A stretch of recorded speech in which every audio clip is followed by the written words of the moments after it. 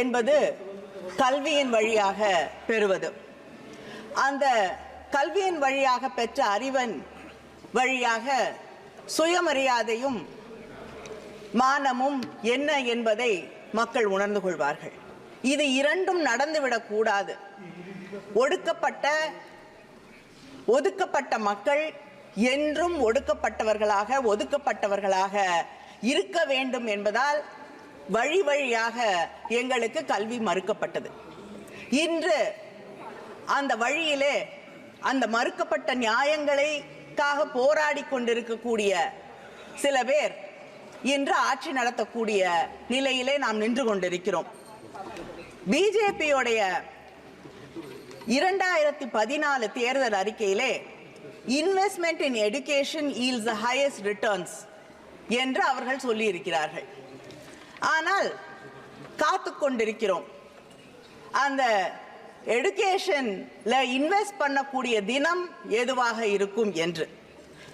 UPA அரசாங்கத்திலே ஜிடிபியில 4.77% கல்விக்காக ஒதுக்கப்பட்டது. தமிழ்நாட்டிலே எங்களுடைய முதலமைச்சர் அவர்கள் கல்விக்காக தமிழ்நாட்டு ஜிடிபியிலே 12% ஒதுக்கீடு செய்கிறார். ஆனால் இந்த அரசாங்கம் யூனியன் கவர்மெண்ட் அவங்களுடைய நிதிநிலை அறிக்கையிலே இந்த ஆண்டு 2.5% கல்விக்காக ஒதுக்கீடு செய்யப்பட்டிருக்கிறது. அருகிலே இருக்கக்கூடிய பூட்டான்ல 8% ஒதுக்கீடு செய்கிறார்கள். ஆனால் இந்தியாவிலே 6% கூட நாம் இன்று வரை தொடவில்லை. கல்வி என்பது பொது பட்டியலிலே இருக்கிறது. It is in the concurrent list. ஆனால் இங்க இருக்கக்கூடிய ஒன்றிய அரசாங்கம் ஏதோ அது அவர்களுக்கு கொடுக்கப்பட்ட ஒன்றாக, அவர்களுக்கு மட்டுமே உரிமை இருக்கக்கூடிய ஒன்றாக நினைத்து கொண்டு நடந்து கொள்கிறார்கள். கல்விக்காக ஒதுக்கீடு செய்யப்படக்கூடிய நிதியில் 60% ஒன்றிய அரசாங்கம் தர வேண்டும், 40% மாநில அரசாங்கம் தரக்கூடிய ஒன்று. ஆனால் உண்மை நிலை என்னவென்றால் செஸ் 4% ஹெல்த் அண்ட் எஜுகேஷன் என்ற பெயரிலே வாங்குகிறார்கள். அது மாநிலங்களில் இருந்து சாமானிய மக்களிடமிருந்து வாங்கக்கூடிய அந்த நிதியில் கல்விக்காக ஒரு முக்கியமான தொகையை அவர்கள் ஒதுக்க வேண்டி இருக்கிறது. அப்படி பார்க்க போனால் கிட்டத்தட்ட 50% மேலாக கல்விக்காக நிதியை வழங்கி கொண்டிருப்பது மாநில அரசாங்கம் தான். கல்வி பொதுப்பட்டியலில் இருக்கிறது. அதற்கான அதிகமாக நிதியை தரக்கூடியவர்கள் நாங்கள். எங்களிடம் இருந்து வரி என்று சொல்லி, ஜிஎஸ்டி சொல்லி எங்ககிட்ட இருக்கக்கூடிய நிதியை எல்லாம் வாங்கிக் கொள்கிறீர்கள். ஆனால் எங்களுக்கு மாநிலத்திற்கு தர வேண்டிய, கல்விக்காக தர வேண்டிய நிதியை வைத்துக் கொண்டு வழங்க மறுக்கிறீர்கள். இது எப்படி இருக்கிறது என்றால், மணிமேகலையின் கையிலே இருந்த அக்ஷய பாத்திரத்தை பிடுங்கிக் கொண்டு பிச்சை பாத்திரத்தை வழங்கி இருக்கக்கூடிய ஒரு நிலையிலே இன்று மாநில அரசாங்கங்கள் நின்று கொண்டிருக்கிறது. You're dictating. You're holding us ransom. Shameful. SSA, Samagra Shiksha Abhiyan, Inclusive Education Program என்பது தமிழ்நாட்டு பொறுத்தவரை ஏறத்தாழ 3585 கோடி அதற்காக ஒதுக்கப்பட்டிருக்கிறது. யூனியன் கவர்மெண்ட் காம்பனன்ட் 60%, 2151 கோடி. ஆனால் அந்த 2151 கோடியிலே இன்று வரை, ஜூன் மாதம் வழங்கப்பட வேண்டியது இன்று வரை 500 கோடி முதல் தவணையாக வழங்க வேண்டிய நிதி வழங்கப்படவில்லை. அதற்கு என்ன காரணம்? பிரதமரின் ஸ்ரீ பள்ளிக்கூடங்கள் என்ற ஒரு திட்டம் வழங்கப்பட்டிருக்கிறது. அது பிஎம் ஸ்ரீ ஸ்கூல்ஸ். அது கிட்டத்தட்ட புதிய கல்விக் கொள்கையை ஒவ்வொரு மாநிலத்தின் மீதும் திணிக்கக்கூடிய ஒரு திட்டமாக இருக்கிறது. எங்களுடைய முதலமைச்சர் தளபதி அண்ணன் ஸ்டாலின் அவர்கள் இன்று வரை புதிய கல்விக் கொள்கையை தமிழ்நாடு ஏற்றுக்கொள்ளாது என்று திட்டவட்டமாக தெளிவாக தெரிவித்திருக்கிறார்கள். ஆனால் அந்த கொள்கைக்காக இன்று தமிழ்நாட்டிற்கு தரப்பட வேண்டிய 500 கோடியை தர மறுத்து கொண்டிருக்கிறீர்கள். இது எப்படி இருக்கு? எங்க கிட்ட இருந்து பணத்தை வாங்கி வைத்துக்கொண்டு புதிய கல்விக் கொள்கையை நீங்கள் ஏற்றுக்கொண்டால்தான் உங்களுக்கு நிதி வழங்கப்படும் என்றால் நாங்கள் தேர்ந்தெடுக்கப்பட்ட பிரதிநிதிகள் இல்லையா? தமிழ்நாடு அரசாங்கத்தை மக்கள் தேர்ந்தெடுக்கவில்லையா? எங்கள் முதலமைச்சரை மக்கள் தேர்ந்தெடுக்கவில்லையா? நீங்கள் மட்டும்தான் மக்கள் பிரதிநிதிகளா? உங்களுக்கு என்ன உரிமை இருக்கிறது? உங்களுடைய இதே பிரதமர் குஜராத்தின் முதலமைச்சராக இருந்த பொழுது மாநில உரிமைகளுக்காக குரல் கொடுத்துக் கொண்டிருந்தார். இங்கே பிரதமரானவுடன் இன்று மாநிலத்தின் உரிமைகளை பறிக்கக்கூடிய ஒருவராக மாறியிருக்கிறார். எங்களுடைய கல்விக் கொள்கையிலே, எங்களுடைய மக்களுடைய நம்பிக்கையிலே, மக்கள் தேர்ந்தெடுத்திருக்கக்கூடிய அரசாங்கத்தின் உரிமைகளிலே தலையிடுவதற்கு ஒன்றிய அரசாங்கம் யார் என்று நான் கேட்கிறேன். நீங்கள் சொல்லக்கூடிய புதிய கல்விக் கொள்கை, இங்கே பேசியவர்கள் சொன்னார்கள் மும்மொழி கொள்கை என்றால் எங்களுக்கு என்ன தெரியாது, திராவிட முன்னேற்ற கழகம் மொழிக் கொள்கையை வைத்துக் கொண்டு அரசியல் செய்து கொண்டிருக்கிறது, ஏமாற்றுகிறது என்று. நான் கேட்கிறேன், உலகத்திலே வேறு ஏதாவது ஒரு இடத்திலே மொழி போராட்டத்திலே உயிரை தியாகம் செய்த நூற்றுக்கணக்கானவர்கள் எங்கே இருக்கிறார்கள் என்று நீங்கள் காட்ட முடியுமா? உங்களுக்கு தெரியாது. ஏனென்றால் இந்த நாட்டின் விடுதலை போராட்டத்தில் கூட நீங்கள் பங்கேற்றுக் கொள்ளவில்லை. அதனால் உங்களுக்கு தியாகம் என்பது என்னவென்று புரியாது. இங்கே கேந்திரிய வித்யாலயங்கள், உங்களுக்கு உதாரணத்திற்காக நீங்கள் மொழிக் கொள்கையிலே எப்படி நடந்து கொள்வீர்கள் என்று உங்களுக்கு விளக்குவதற்காக, இங்கே இருக்கக்கூடிய சில பேருக்கு விளக்குவதற்காக நான் சொல்லுகிறேன். கேந்திரிய வித்யாலயங்களிலே அங்கே இருக்கக்கூடிய மாநில மொழியை கற்றுத் தருவோம் என்று சொல்கிறீர்கள். தமிழ்நாட்டில் 45 கேந்திரிய வித்யாக்கள் இருக்கிறது. ஆனால் அதில் நீங்கள் எப்படி தமிழை சொல்லித் தருவீர்கள்? அங்கே இருக்கக்கூடிய மாணவர்களிலே 20 பேர் ஒரு வகுப்பிலே இருக்கக்கூடியவர்கள் எல்லாம் இணைந்து அங்கே இருக்கக்கூடிய தலைமை ஆசிரியரிடம் வந்து கோரிக்கை வைக்க வேண்டுமா?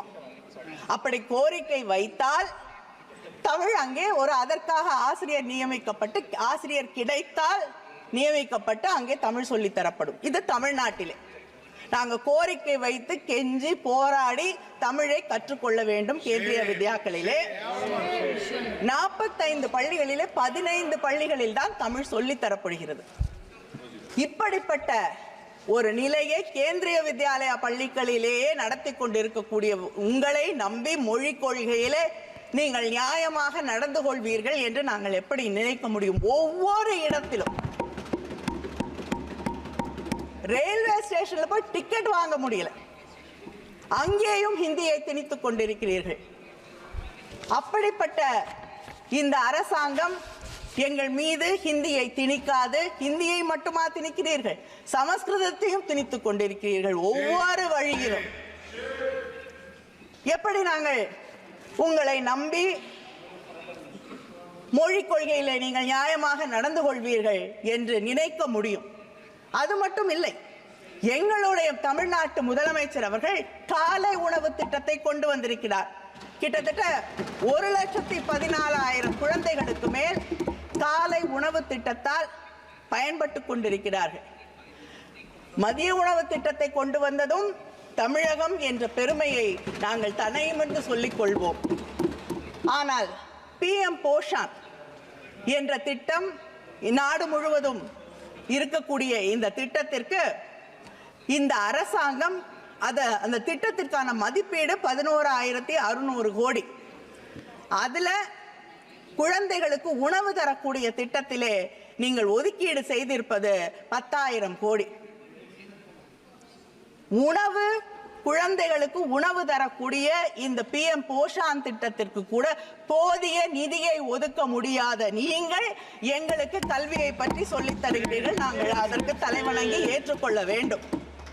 அதே போல நான் எடுக்கப்பட்டிருக்கக்கூடிய ஒரு நேஷனல் சாம்பிள் சர்வேல இந்த நாட்டிலே அதிகமாக பெண் குழந்தைகள் பள்ளியிலிருந்து நிறுத்தப்படுவதற்கு காரணம் அவர்கள் வீட்டு வேலைகளை செய்ய இருப்பதால்.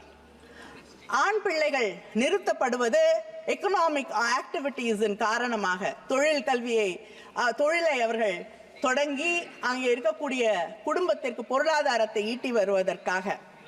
இந்த புதிய கல்விக் கொள்கையிலே நீங்கள் விஸ்வகர்மா என்ற திட்டத்தை கொண்டு வந்து இந்த பிள்ளைகளை படிக்கக்கூடிய வாய்ப்புகளை எல்லாம் மறுத்து வழி வழியாக எந்த குலக்கல்வியை திராவிட முன்னேற்ற கழகமும் திராவிட இயக்கமும் எதிர்க்கிறதோ அதே கல்வியை கொண்டு வந்து எங்கள் பிள்ளைகளின் படிப்பை, எதிர்காலத்தை நாசமாக்க துடித்துக் கொண்டிருக்கக்கூடிய அந்த புதிய கல்விக் கொள்கையை எங்களால் எப்படி ஏற்றுக்கொள்ள முடியும்?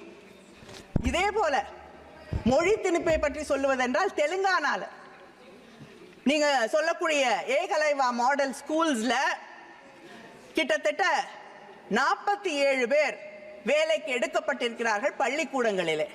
அதிலே 44 பேர் ஹரியானாவில் வந்திருக்கிறார்கள், தெலுங்கானாவில் இருக்கக்கூடிய பள்ளிகளிலே கல்வி சொல்லிக் கொடுப்பதற்காக. எப்படி படிப்பாங்க அந்த பிள்ளைகள்? இப்படி புதிய கல்விக் கொள்கையின் வழியாக இந்த பள்ளிகளிலே இருக்கக்கூடிய அந்த ட்ரைபல் ஸ்கூல்ஸ்ல இருக்கக்கூடிய மாணவர்களின் கல்வியை கெடுப்பதற்கான ஒரு வழிவகையை உருவாக்கி கொண்டிருக்கிறீர்களே தவிர அவர்களை காப்பாற்றுவதற்காக, அவர்கள் எதிர்காலத்தை பற்றி கவலைப்படக்கூடிய ஒரு திட்டத்தை நீங்கள் உருவாக்கவில்லை. அதே போல் ஹையர் எஜுகேஷன், ஒவ்வொரு ஆண்டும் உயர்கல்வியிலே நீங்கள் ஒதுக்க வேண்டிய நிதியை குறைத்துக் கொண்டே இருக்கிறீர்கள். அதை தாண்டி கிளஸ்டர் ஸ்கூல்ஸ், அதிகமாக மாணவர்கள் இல்லை. தமிழ்நாட்டில் ஒரு மாணவன் இருந்தால் ஒரு பள்ளியை மூடாமல் நடத்தி கொண்டிருக்கிறோம்.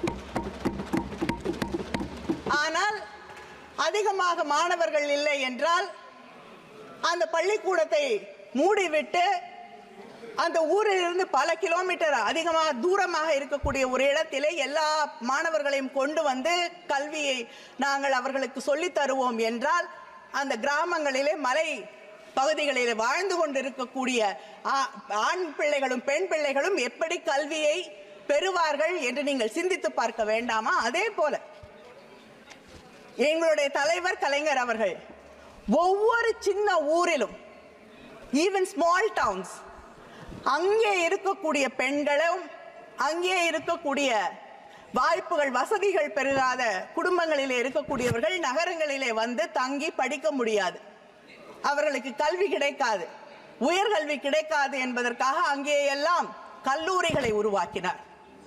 அதனாலதான் நீங்க இன்னும் 30 வருஷம் பொறுத்து ஒரு கனவு கண்டு கொண்டிருக்கிறீர்களே 50% உயர்கல்வியை எட்டி விடுவோம் என்று.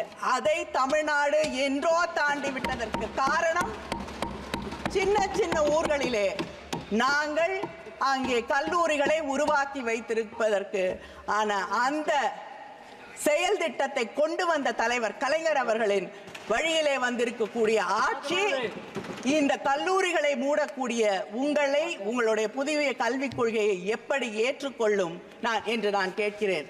அது மட்டும் இல்லை, இன்னும் சொல்வதற்கு நிறைய இருக்கிறது. இன்னும் சில நிமிடங்கள். கருத்துக்கள் நிறைய இருக்கு, ஆனா சீக்கிரம் முடிக்கிறேன். நீட் எங்கள் தமிழ்நாட்டிலே சாதாரண குடும்பங்களை சார்ந்த கிராமப்புறங்களில் இருக்கக்கூடிய பிள்ளைகள் படிப்பதற்காக தலைவர் கலைஞர் அவர்கள் ஒவ்வொரு மாவட்டத்திலும் அரசு மருத்துவ கல்லூரிகளை கொண்டு வந்தார்கள். நீங்கள் நீட் பரீட்சைகளை கொண்டு வந்து அங்கே இருக்கக்கூடிய மாணவர்களின் கனவுகளை எல்லாம் சிதைத்துக் கொண்டிருக்கிறீர்கள். எத்தனை பேர், எத்தனை மாணவர்கள் உயிரை மாய்த்துக் கொண்டிருக்கிறார்கள். அதை பற்றி உங்களுக்கு கவலை இல்லை. ஏனென்றால் இந்த அரசாங்கம் வந்த பிறகு ஒரே ஒரு தொழில் மற்றும் வளர்ந்திருக்கிறது. கிட்டத்தட்ட 5750 கோடி கோச்சிங் இண்டஸ்ட்ரி, இந்த கோச்சிங் ஸ்கூல், இது மட்டும்தான் வளர்ந்திருக்கு. NTA 28 எக்ஸாமினேஷன்ஸ் நடத்தி கொண்டிருக்கிறது. யாராவது ஒருத்தர் அரசாங்கத்திலிருந்து அங்கே நிரந்தர பணியிலே இருக்கிறார்களா என்றால் இல்லை. நீங்க சொன்ன பதில் தான் நான் கேட்ட கேள்விக்கு. There is not one single person who is a permanent employee and who is answerable. அப்ப கேள்வித்தாள்கள் அதில் இருக்கக்கூடிய ரகசியத்தை எப்படி பாதுகாப்பீர்கள்? இதைத்தான் எங்களுடைய முதலமைச்சர் முதல் நாளிலிருந்து இந்த நீட் பரீட்சைகள் தேவையில்லை தேவையில்லை தேவையில்லை என்பதை சொல்லிக் கொண்டிருக்கிறார். இந்த புதிய கல்விக் கொள்கையில உங்களுக்கு மறந்துடுது, இது கன்கரண்ட் லிஸ்ட்ல இருக்கு, பொதுப்பட்டியல்ல இருக்குன்னு. அதனால நீங்க சிலபஸையும் நீங்க தான் உருவாக்குவேன் என்கிறீர்கள். நீங்க உருவாக்கக்கூடிய சிலபஸ் தான் இங்க இருக்கக்கூடிய கலாச்சாரத்தை, பண்பாட்டை, இந்த நாட்டின் நாகரீகத்தை, அரசியல் வரலாற்றை சொல்லித் தரும் என்கிறீர்கள்.